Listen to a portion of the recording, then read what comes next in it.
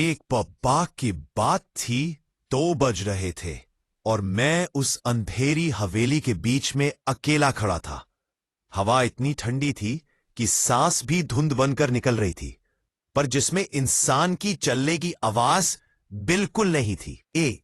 मेरा नाम राघव है। मैं एक छोटा सा डरावनी डॉक्यूमेंट्री बनाने वाला यूट्यूब चैनल चलाता हूं। ज्यादा बड़ा निर्माता नहीं था, लेकिन लोगों को मेरी कथन शैली पसंद आती थी। इसी वजह से मैंने तय किया कि मैं भारत की कुछ पुरानी भूतही जगहों पर जाकर वास्तविक डॉक्यूमेंट्री बनाऊंगा। मेरी जिंदगी की सबसे बड़ी गलती यही थी। इस सफर का पहला स्थान था माधवगढ़, एक छोटा सा गांव जहां एक पुरानी हवेली के बारे में लोग कहते हैं जो भी रात के बाद अंदर गया या तो वापस नहीं आया या फिर वापस आया लेकिन वह पहचान में नहीं था। गांव के लोग इस जगह का नाम भी पूरा नहीं लेते। वे सिर्फ कहते हैं वह अंधेरी हवेली। कहते हैं एक व्यक्ति कंचना जो एक नर्तक था, उसका बेरहम कत्ल इसी हवेली में हुआ था। उसकी लाश तभी नहीं मिली। लोग मानते हैं कि उसकी आत्मा अब भी वहीं भटक रही है। मैंने इस कहानी को एक डरावनी अफवाह समझकर हल्के में ले लिया। कैमरा लिया, माइक्रोफोन तैयार किया और निकल पड़ा। माधवगढ़ पहुंचते ही मुझे पहली चीज जो अजीब लगी वह था गांव का पूरा सन्नाटा। यहां तक कि कुत्ते भी नहीं भौंक रहे थे। गांव के लोग मुझसे नजरें चुरा रहे थे, जैसे मैं किसी बड़े पाप की ओर बढ़ रहा हूं। एक बूढ़े आदमी जिसका नाम नंदलाल था मेरे पास आया और बोला, बेटा डॉक्यूमेंट्री बनाना ठीक है, पर अंधेरी हवेली में कैमरा ले जाओगे तो वापस क्या लेकर आओगे, अपना जिंदा वजूद या किसी और की सांस। उसकी बात सुनकर मुझे पहली बार थोड़ा डर लगा, पर मैंने मुस्कुराते हुए कहा, मैं सिर्फ जगह को देखूंगा अंकल, अंधेरा होते ही वापस आ जाऊंगा। वहां हंसा नहीं, बस सीधे बोल दिया, यह हवेली इंसान से इंतजार करवाती है और जान ले लेती है, मत जाना। मैंने सुनकर भी नहीं सुना, और यही मेरी दूसरी बड़ी गलती थी। रात होने से पहले मैं हवेली को बाहर से देखने गया। गेट पूरा जंगल से घिरा था और लोहे का था। उस पर गहरी खरोचों के निशान थे, जैसे किसी ने बहुत जोर से बहुत गुस्से में उसे नोचा हो। गेट के ऊपर एक पुराना बोर्ड लटका था, प्रवेश मना है। मैं हंसा और बोला, यह सब डराने के लिए होता है। और जैसे ही मैंने गेट को छुआ, मेरे शरीर में एक तीखा सा झटका दौड़ गया। कैमरे ने तुरंत एक गड़बड़ी रिकॉर्ड की। स्क्रीन बैंगनी लाइटों से भर गई। उस समय मुझे समझ जाना चाहिए था कि यह कोई सामान्य जगह नहीं है।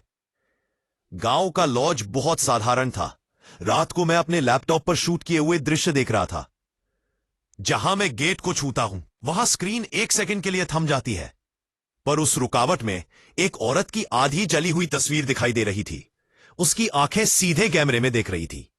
मैंने सोचा गड़बड़ी होगी, हटाकर मिटा दिया, लेकिन जब मैंने अगला क्लिप चलाया वह तस्वीर वहां भी थी, और फिर अगले में भी। मैंने तुरंत लैपटॉप बंद कर दिया। उस रात मुझे नींद नहीं आई। अगले दिन शाम को मैं फिर हवेली के गेट पर खड़ा था। कैमरा चालू किया, टॉर्च ठीक की और अंदर कदम रखा। जो मैंने देखा वह मेरी जिंदगी का सबसे अंधेरा पल था। हवेली का अंदरूनी हिस्सा बहुत विशाल था। प्रवेश कक्ष में बड़े बड़े स्तंभ सब टूट चुके थे। दीवारों पर पुरानी पेंटिंग्स टंगी हुई थीं। एक पेंटिंग में एक औरत लाल पारंपरिक नृत्य पोशाक में खड़ी थी। उसका चेहरा चित्र में नहीं था, बस एक काला खाली स्थान था। मुझे अजीब सा एहसास हुआ, पर मैं आगे बढ़ गया। हवेली बिल्कुल खाली थी, पर अंदर से किसी के घुंघरू की हल्की सी आवाज आ रही थी, जैसे कोई धीरे धीरे नृत्य कर रहा हो। मैंने सोचा हवा होगी, पर आवाज बढ़ने लगी, पहले धीमी फिर तेज, इतनी तेज कि लगता था कोई पूरी गति से नाच रहा है।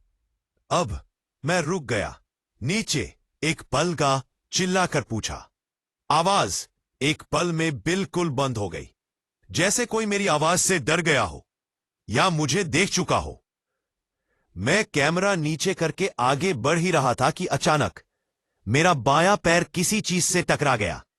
फर्श पर एक लाल चुनरी पड़ी थी, बिल्कुल वही डिजाइन जो पेंटिंग में दिखाई दे रही नर्तकी ने पहनी थी। मैं झुककर चुनरी उठाने ही वाला था कि पीछे से किसी ने हल्की पर साफ हंसी निकाली। ऐसी हंसी जो कोई आधी रात किसी अंधेरी जगह पर नहीं सुनना चाहेगा। कौन है? मैंने चिल्लाया। टॉर्च सीधी पेंटिंग की ओर गई। पेंटिंग में नर्तकी का चेहरा अब बन चुका था। वही आदमी, वही श्रृंगार, वही आंखें, और वे आंखें सीधे मुझे देख रही थी। मैं पीछे हटकर गिर पड़ा। टॉर्च हाथ से छूट गई। कैमरा जमीन पर रिकॉर्डिंग करता रहा। हवेली के अंधेरे कोने में चली गई और उसके ऊपर से एक साया हल्की सी हरकत करता हुआ गुजरा। मैं डर गया था, लेकिन वापस टॉर्च लेने के लिए पास गया। जहां टॉर्च थी उसके पास एक पुराना कागज पड़ा था। उठाया, लिखा था, यहां कोई जिंदा वापस नहीं आता। कंचना अपना अधूरा नृत्य पूरा करेगी। मेरी धड़कन इतनी तेज हो गई कि सांस नियंत्रित नहीं हो रही थी।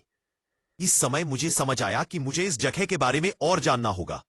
हवेली के कोने में एक टूटी फूटी अलमारी जैसा ढांचा था। उसमें कुछ कागज और एक पुरानी डायरी मिली। डायरी किसी अमर नाम के आदमी की थी। उसने लिखा था, मैं इस हवेली का चौकीदार हूं। हवेली के मालिक ने एक नर्तकी बुलवाई थी, कंचना। उसने जब पहली बार नृत्य किया तो पूरी हवेली उसके कदमों की आवाज से गूंज उठी।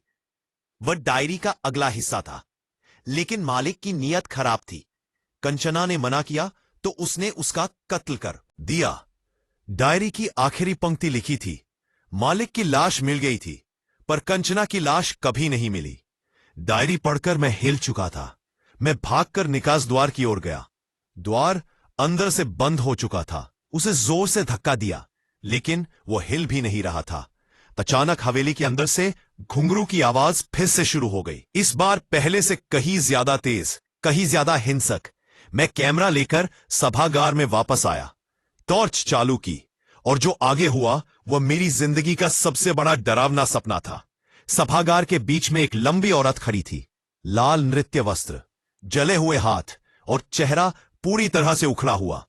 उसने धीरे से अपना सिर मेरी ओर घुमाया और मैं समझ गया यह कंचना है। कैमरा रिकॉर्डिंग पर था। टॉर्च सीधी उसके चेहरे पर थी। वह एक कदम मेरी ओर बढ़ी और घुंघरू की आवाज मेरे कानों के भीतर तक उतर रही। मेरे अधूरे नृत्य को पूरा करेगा? उसकी आवाज एक साथ औरत और पुरुष दोनों की लग रही थी। मैं पीछे हटकर स्तंभ से टकरा गया। मेरी सांस तेज, आंखों में आंसू। मैं कुछ नहीं चाहता, मुझे जाने दो, कृपया, मैंने रोकर कहा। वह मेरे बिल्कुल पास आ चुकी थी।